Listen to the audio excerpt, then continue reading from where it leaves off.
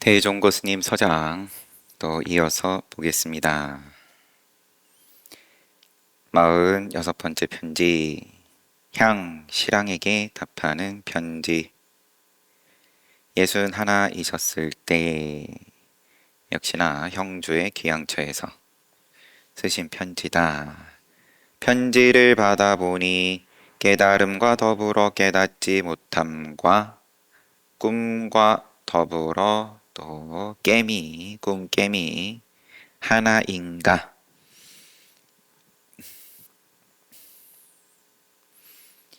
하였는데 한 조각 인연이었구나. 당신이 향시랑 당신이 보내온 편지에 깨달음 또 깨닫지 못함, 다음에 꿈하고 깸, 이게 하나냐. 여기 여튼 부처님께서 하신 말씀 인용. 네가 반연하는 마음으로 법을 듣기 때문에 이 법도 반연이니라. 결국은 반연하는 인연으로 듣기 때문에 인연을 일으킴으로 너가 보니까 이 법도 인연을 일으키는 것으로 본다. 근데 인연이 있으므로 탐욕이 일어나고 또 썩냄이 일어나고 해침이 일어나고 또 거꾸로 인연이 있으므로 탐욕에서 벗어남이 일어나고 탐진치가 다 그러하고 그 인연이라는 게 잘못됐다가 아니라 뭘 일으키냐, 물론 다 해 맞췄다. 더 이상 일어날 게 없다. 이러한 입장은 또 그때 가서 얘기하는 거지만, 여튼 요 말씀을, 부처님 말씀을 인용을 하시고, 지인은 꿈이 없다. 또 이것도 인용하시고, 라고 하심을 유와 무의 무가 아닌지라. 꿈이 있고 없고 반연이 있고 없고, 이것은 여기서 부처님 말씀하신 무라 함은 있음과 없음의 모양으로서의 무가 아닌지라. 꿈과 더불어 꿈 아님이 하나일 뿐이다. 그러한 눈으로서 말씀하신 꿈과 꿈 아님, 이 하나를 이야기를 한 거다. 말이 너가 보는 대로 보니까 꿈은 꿈으로 깨문 깨무로 있음은 있음 없음은 없음, 이제 다 모양으로 보니까 이제 그러니까 이게 받아들여지지 않는 것을 그래도 내가 이해를 해보겠다고 어떻게 해서든 간에 얼기설기 이제 이어본들 묶어본들 뭐 또 그럼 흔들면 풀어지는 거고 무너지는 거고,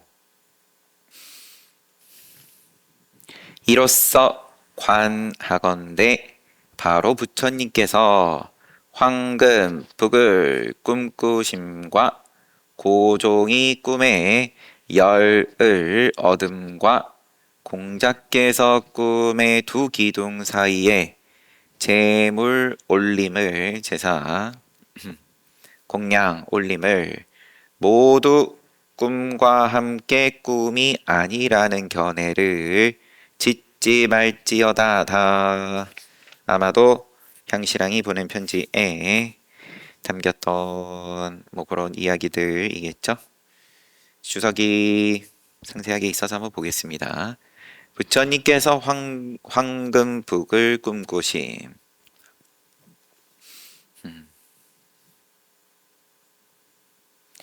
금, 광, 명, 최, 승, 왕, 경이 출처라고 되어 있고요. 그날 밤 꿈속에서 큰 금북을 보았는데 광명이 환하게 빛나기가 마치 해와 같았다고 했다.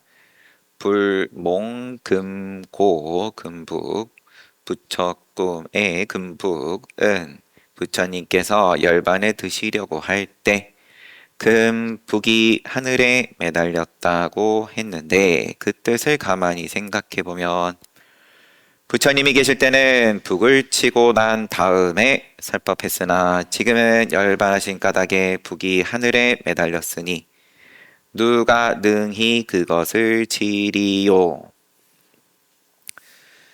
금광명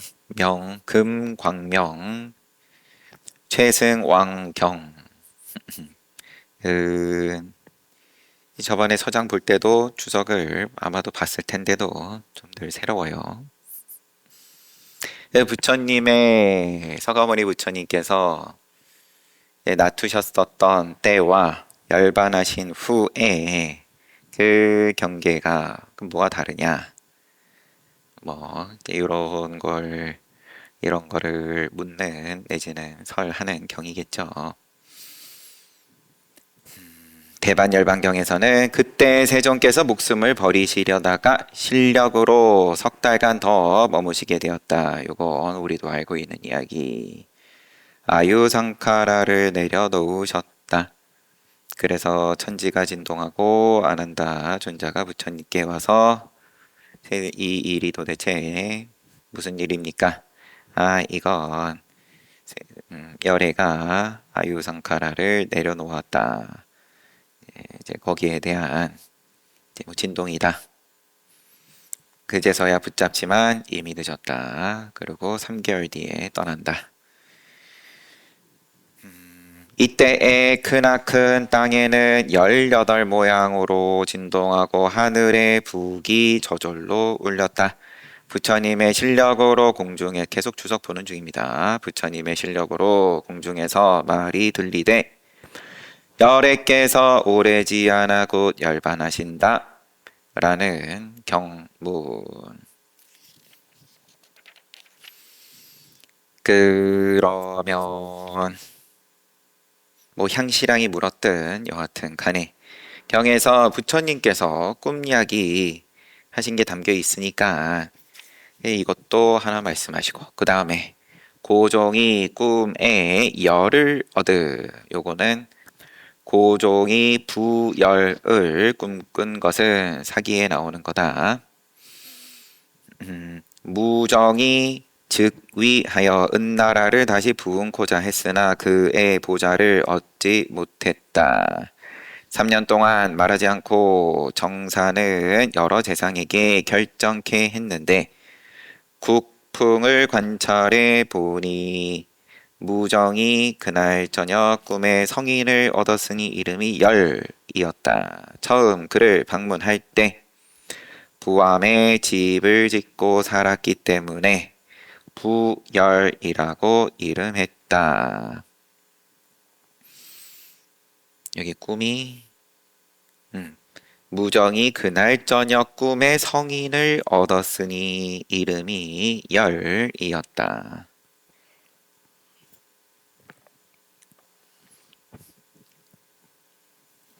나라를 다스림에 뭔가 이제 귀한 인연을 이제 꿈을 통해서 얻었다. 그런 이야기 정도로 보고 공자께서 꿈에 두 기둥 사이에 제물 올림. 요것은 공자가 일찍이 일어나 손을 등 뒤로 돌려 지팡이를 끌고 문에서 천천히 거닐면서 노래를 불렀다. 노래가 태산이 무너지려나 대들보가 쓰러지려나 철인이 병들려나. 그러면 앞에 뭐 부처님 이야기도 봤으니까 그러면은 뭐 또 공자 돌아가시기 직전인 건지 노래를 마치고 들어가서 지게문을 마주보고 앉았다. 자공이 듣고 말했다. 태산이 무너진다면 장차 어디를 우러러보며 대들보가 쓰러지고 철인이 병든다면 내 장차 어디를 모방할 것인가? 부자께서 장차 병드시겠구나. 여기까지. 자공. 드디어 빠른 걸음으로 달려들어가 공자가 드디어 빠른 걸음으로 달려들어가니 공자가 말했다. 사여 너는 어찌하여 오는 것이 늦었냐? 하후 씨는 동쪽 계단 뒤에 빈소를 만들었으니 오히려 조계에 있는 것이고 은나라 사람들은 두 기둥 사이에 빈소를 만들었으니 그것은 빈주가 마주 끼고 있게 한 것이다. 손님과 주인이 마주 끼고 있게 한 것이고 주나라 사람들은 서쪽 섬돌 위에 빈소를 만들었으니 그것은 빈객으로 모셨던 것과 같다. 구는 은나라 사람이다. 예, 공자님 계속 말씀하시는데 하후시 그 다음에 은나라 사람들 그 다음에 주나라 사람들 각각에 대해서 동쪽 그 다음에 두 기둥 사이 그 다음에 서쪽 이렇게 방위가 담겨 있고 구는 은나라 사람이다. 내가 어젯밤 꿈에 두 기둥 사이에 편안히 앉아서 제사 잔치를 받았다. 구는 공자님이죠. 공구. 나는 은나라 사람이다. 어쨌든 내가 어젯밤 꿈에 두 기둥 사이에 편안히 앉아서 은나라 사람들 하는 방식으로 빈소를 만드는 방식으로 두 기둥 사이에 편안히 앉아서 제사 잔치를 받았다. 무릇 밝은 임금이 일어나지 않고 있는데 천하에서 그 누가 나를 군으로 높일 것인가? 나는 아마 죽을 것이다 하고는 이래 동안 병들어 누웠다가 죽었다. 요렇게 있고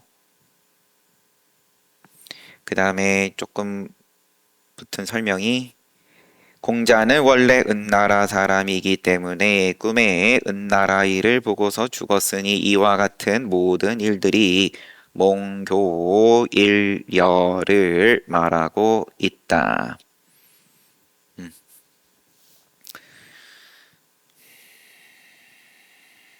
부처님께서 금북을 꿈에 보시고 그 다음에 또 열반경에 나온 것처럼 부처님께서 아유상타를 내려놓으시고 땅이 지진이 일어나고 또 하늘에서 북이 저절로 울리고 그럼 꿈과 뭐 현실 고종이 부열을 얻은 고사 또한 이제 꿈과 또 실제 그 다음에 이제 공자가 자기 꿈 이야기를 하고 그러고 나서 본인도 아마 죽을 것이다.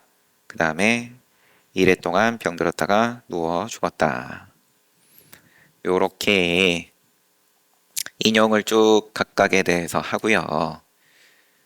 편지로 돌아옵니다. 이로써 관하건대 바로 부처님께서 황금북을 꿈꾸심 고종이 꿈에 열을 얻음 공자께서 꿈에 두 기둥 사이에 재물 올림을 그러면은 두 기둥 사이에 그냥 재 지냄을 정도로 보고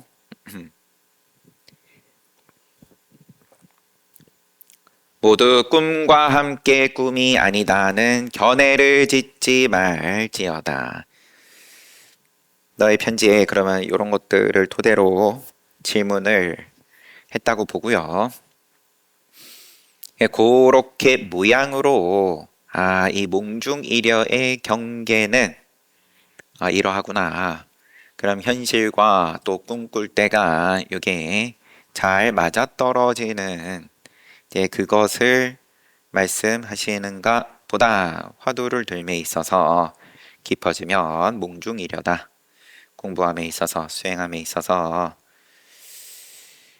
그런데 너가 이야기하는 방식은 견해다. 오히려 세간을 살펴보니 마치 꿈 같은 일이라. 이렇게 또 인용라고 하니 이것도 경전, 이거 화엄경에서의 인용. 오히려 세간을 살펴보니 마치 꿈 같은 일이라 라고 하니 부처님 말씀 가운데 응당 밝히신 글이 있느니라. 다만 꿈은 결국 다 망상 이건을 중생이 전도되어서 평상시 눈앞에 경계를 진실이라 여기고 모두가 꿈인 줄을 전혀 모름일세. 분별인데 깨 있어도 분별, 꿈을 꾸면 꾸는 대로 분별. 그런데 요거는 진짜고 꿈은 또 꿈이고. 그런데 신통을 얻었든 이게 그럼 꿈과 다르지가 않더라. 그래서 이 꿈이 점점 진짜로 다가간다. 아니면 미래를 예측한다. 이 부열을 꿈꿨다. 고종이 이런 것처럼 다 그렇네요. 그러고 보니까 공자도 죽기 전에 자신의 죽음을 꿈꿨다 등. 중생이 뒤바뀌어서 평상시 눈앞의 경계를 진실이라 여기고 모두가 꿈인 줄을 전혀 모름일세. 그리하여 그 속에서 다시 허망한 분별을 내어서 바라는 마음이 생각을 휘감아 바램이 있다. 생각이 일어났다. 정신, 그 다음에 의식, 식이 걷잡을 수 없이 휘날리는 것을 진짜 꿈이라고 여기니 허망한 분별을 내어서 바라는 마음이 생각을 휘감아 의도를 일으켜서 정신 또 내지는 의식, 신식 이 걷잡을 수 없이 휘날리는 것을 진짜 꿈이라고 여기니 바로 꿈 속에서 꿈을 말하며 뒤바뀐 가운데 또 뒤바뀐 줄 전혀 모르는구나. 진짜 꿈이라 여긴다. 진짜 꿈, 가짜 꿈 또 견해 위에서 그냥 그래야 내가 편안해지니까 이어서 그림이 그려져야 내가 편안하니까 납득이 되고 요게 요렇구나. 그러므로 내가 지금 하고 있는 수행이 의미가 있다. 제 스스로 또 의미라는 모양을 만들고 내지는 그걸 누군가가 이제 만들어주는 맞아 저런 게 있었구나. 이제 또 그거 쫓아가고 그러면 세상에 자본주의하고 다를 게 없죠. 당신은 이 물건을 사야 됩니다. 이 물건 정도는 필수품입니다. 광고를 통해서 눈앞에서 흔들고 쫓아가는 거나 아니면은 부처님 말씀 가지고 또 그럴싸하게 만들어 가지고 눈앞에서 흔드는 거 이제 또 그때그때 유행 따라서 쫓아다니는 소리를 너가 나에게 편지를 보내온 거다. 그러므로 부처님께서 대자비하심이 할머니가 손자 생각하듯 높아심에 간절해서 일체 법계 모든 안립회의 온갖 티끌까지 힘 잘하는 데까지 빠짐없이 드시어 온갖 티끌까지 힘 잘하는 데까지 빠짐없이 드시어 낫투시어 낱낱 티끌 가운데 꿈 자제 법문으로 세계해 미진수 중생을 깨닫게 하사 무량한 중생들에게 제 법을 널리 설하사 삿된 정 선정 삿된 선정에 머무니를 바른 선정의 무리에 들게 하셨느니라. 꿈을 그러면은 맑게 하겠다. 꿈을 뭐 다른 표현도 없죠. 이렇게 꿈과 꿈 아님을 여일하게 만드는 삿된 선정에 머무니를 그러한 모양 일체 견해를 내려놓게끔 하셨다. 이 또한 전도된 중생이 눈앞에 실제한 경계를 안립해 주석을 잠시 보면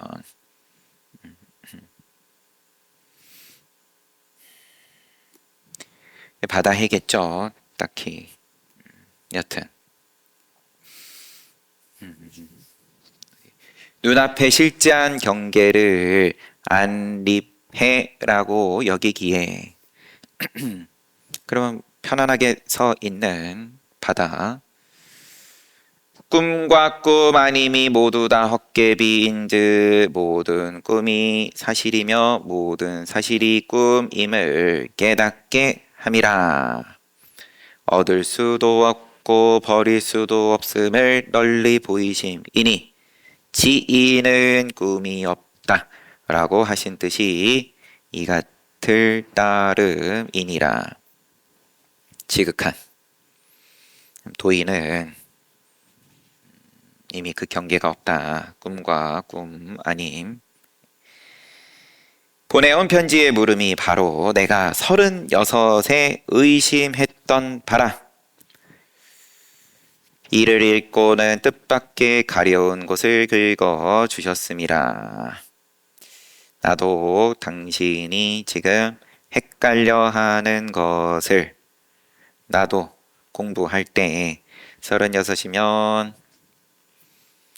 맞나요? 원어극권 스님 만난 해가 이제 30대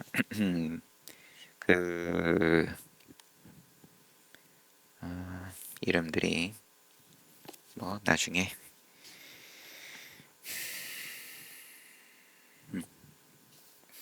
원어 스님 만나가지고 요 인연에 대해서 당신이 지금 의심하는 그 인연에 대해서 나도 의심했었다. 이미 일찍이 이것을 원어선사께 물었더니 바로 나오네요. 다만 손으로 가리키며 멈춰라 멈춰라 망상을 쉬어라 망상을 쉬어라 그만 하셨다. 뭐 점잖게 써 있어서 그렇지만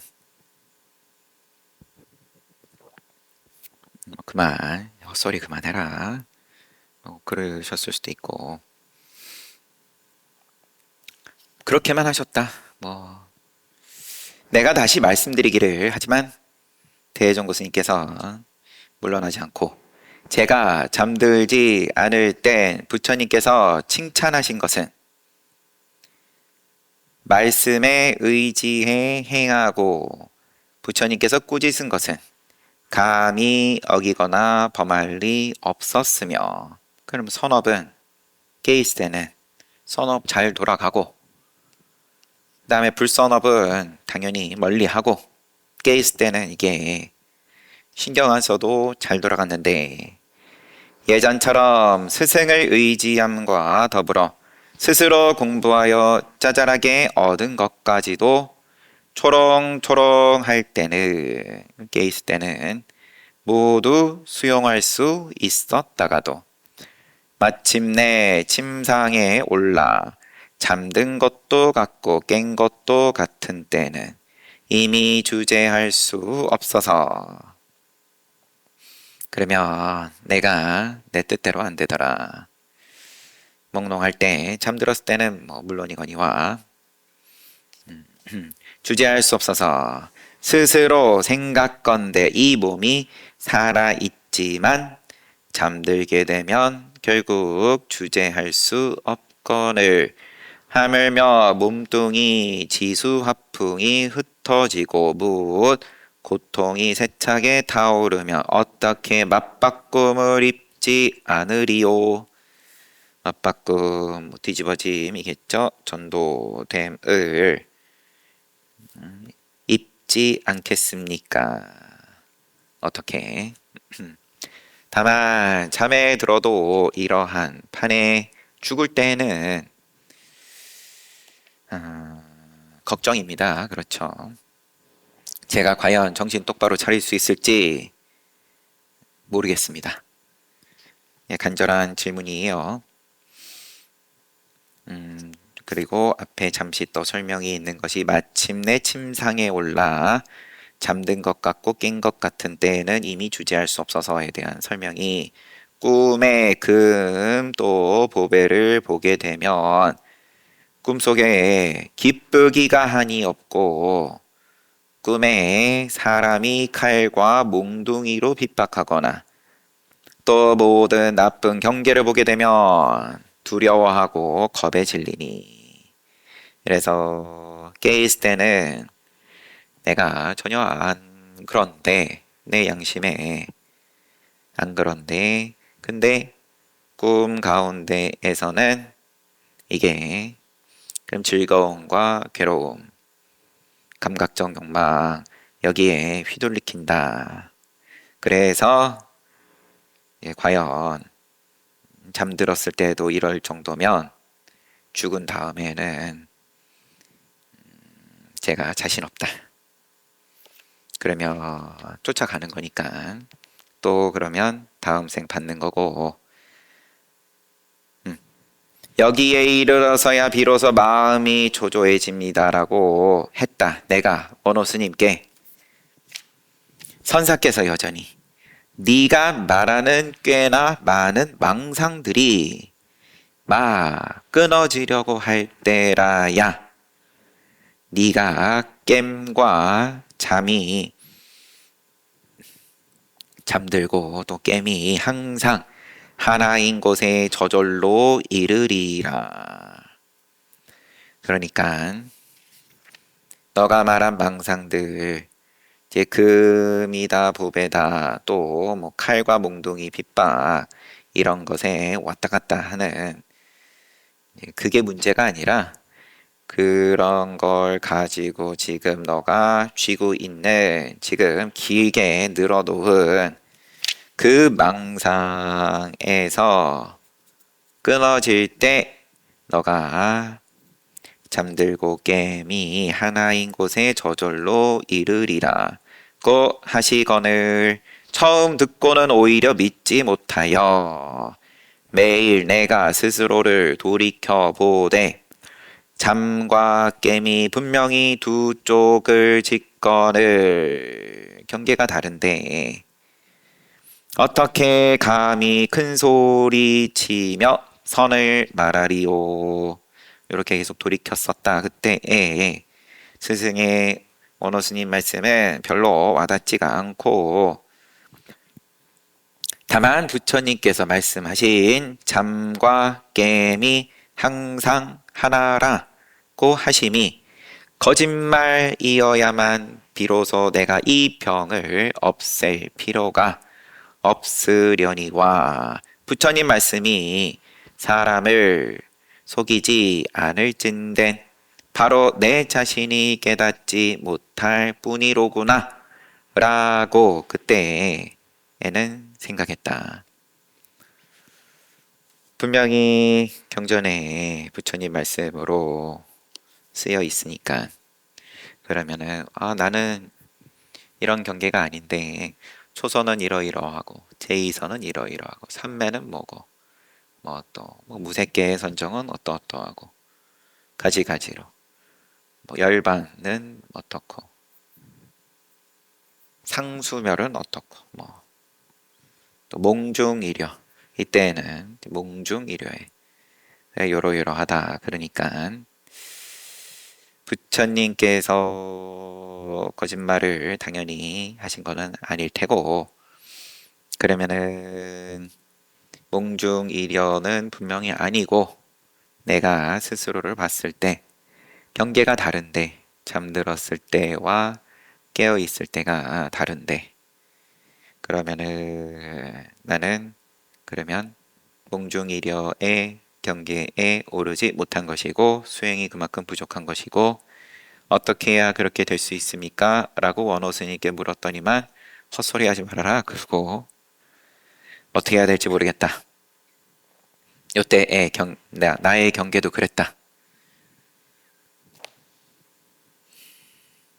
뒤에 원어 선사께서 모든 부처님께서 몸을 놔두신 곳에 따뜻한 바람이 남쪽에서 불어온다. 요것은 이제 눈 여셨을 때에 이제 그때의 이야기인 거죠. 라고 지적하시는 말씀을 듣고는 일체재불이 몸 놔두신 곳에 따뜻한 바람이 남쪽에서 불어온다. 처음에 행장 볼 때 우리 봤던 거지만 주석 짧게 보면 모든 부처님께서 몸을 놔두신 곳을 들되 훈훈한 바람이 남쪽으로부터 오나 전각에는 서늘한 바람이 생하도다 라고 하신 말씀을 듣고 스님께서 대종고 스님께서 곧바로 크게 깨달았으니 37세의 일이었다. 구체적인 날짜까지 있습니다. 을사년 5월 13일. 어휴. 여튼 호련히 가슴에 걸린 물건을 없애고서 가슴에 여태 무겁게 지고 있던 내지는 짓누르고 있던 뭔가가 없어졌다. 비로소 황면도자의 서가모니 부처님의 말씀하신 바가 참으로 대자비하심을 알았음이라. 몸을 잘게 부수어 목숨이 다하더라도 보답할 수 없으리라. 황면노자의 말씀하신 바 참된 말씀이며 실다운 말씀이며 한결같은 말씀이며 속이지 않는 말씀이며 허망치 않는 말씀이며 사람들을 속이지 아니하신 그러한 참으로 대자비하심을 알았다. 요거는 지금 화엄경 불자야 보살마 사리 10가지 말이 있으니 무엇이 열인가 이른바 부드러운 말이니 일체 중생으로 하여금 편안케 하는 연고라. 다니슬 같은 말이니 두 번째겠죠. 첫 번째가 부드러운 말, 두 번째 다니슬 같은 말. 일체 중생을 서늘하게 한다. 속이지 않는 말, 모두 실제와 같은 연고. 진실한 말, 넓고 큰 말, 모든 재석과 범천과 사천왕들이 존경하는 연고. 매우 깊은 말, 법의 성품을 보이는 연고.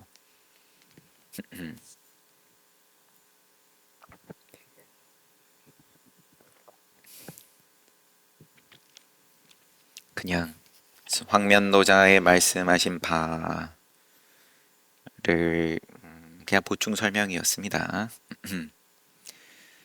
당연히 몽중이려에 대한 말 내지는 일체의 모든 부처님 말씀들이 호련히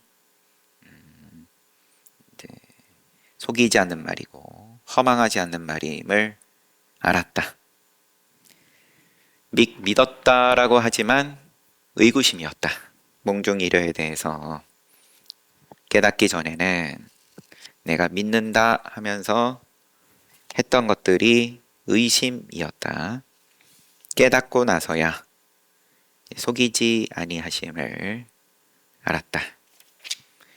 가슴에 걸린 물건을 이미 제거한 이상은 꿈꿀 때가 바로 깬 때며 깬 때가 바로 꿈꿀 때인 줄 비로소 알았노라. 부처님께서 말씀하신 깸과 잠이 항상 하나다라고 하심을 그제야 스스로 알았으니 이런 도리는 가지고와 사람에게 바칠 수도 없고 사람들과 함께 말할 수도 없음이 마치 꿈속 경계와 같아서 가질 수도 없고 버릴 수도 없느니라. 받아보니 네 편지 받아보니 나에게 묻기를 아직 깨닫지 못한 이전과 이미 깨달은 뒤가 다름이 있습니까 없습니까 하였기에 미처 생각지도 못하고 사실에 입각해 말씀드렸노라. 미처 생각지도 못하고 사실에 입각해 말씀드렸노라.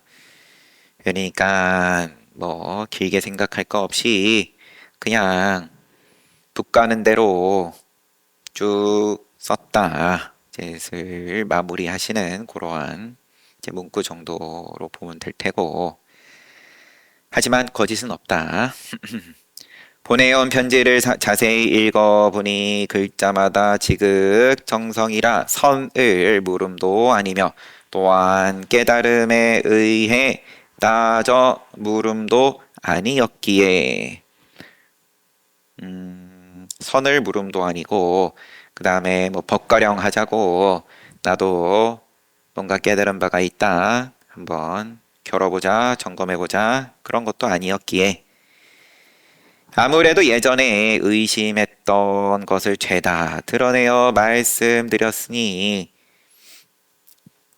간절하게 물어오시기에 그만큼 나도 내 옛 이야기를 이야기 꺼내봤다. 원컨대 거사께서는 우선 방거사에 다만 있는 바를 비우려고 할지언정 없는 것을 채우려고 절대로 하지 말라고 하신 말씀만 다만 다 잡아들되 먼저 눈앞에 날마다 쓰는 경계를 꿈이다 라고 생각한 다음에 다시 꿈속의 것을 잡아서 눈앞으로 옮겨온 즉 부처님의 황금북 고정의 부여를 얻음 공자의 두기둥에 잔 올리심이 결국 꿈이 아니리라. 편지는 이렇게 끝났고요.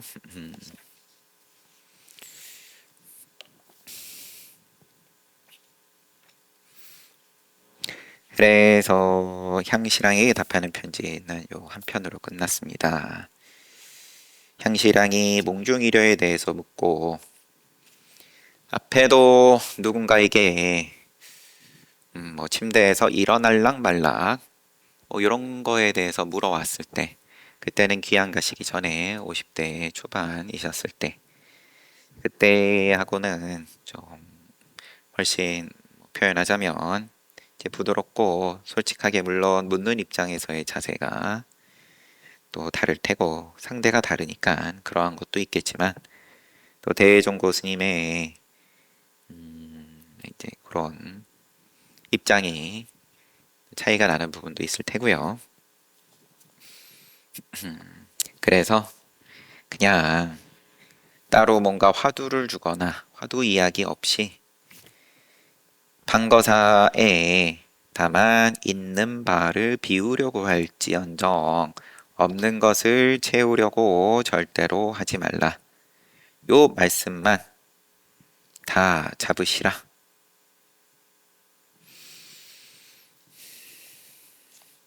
몽중일어가 뭐지? 나는 몽중일어가 뭐 되는 건가 안 되는 건가? 몽중일어 한 40%는 하는 건가?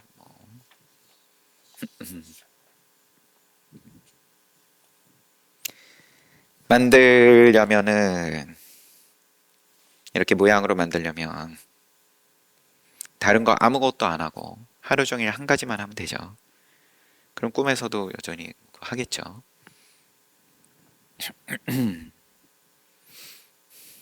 그러면은 내 일상의 인연을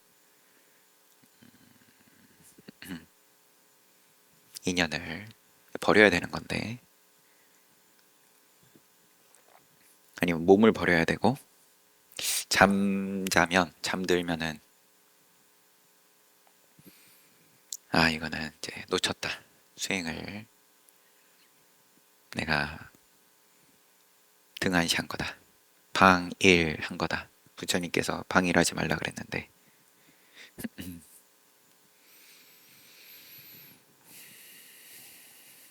잘 봤습니다. 15분 쉬고 정진합시다.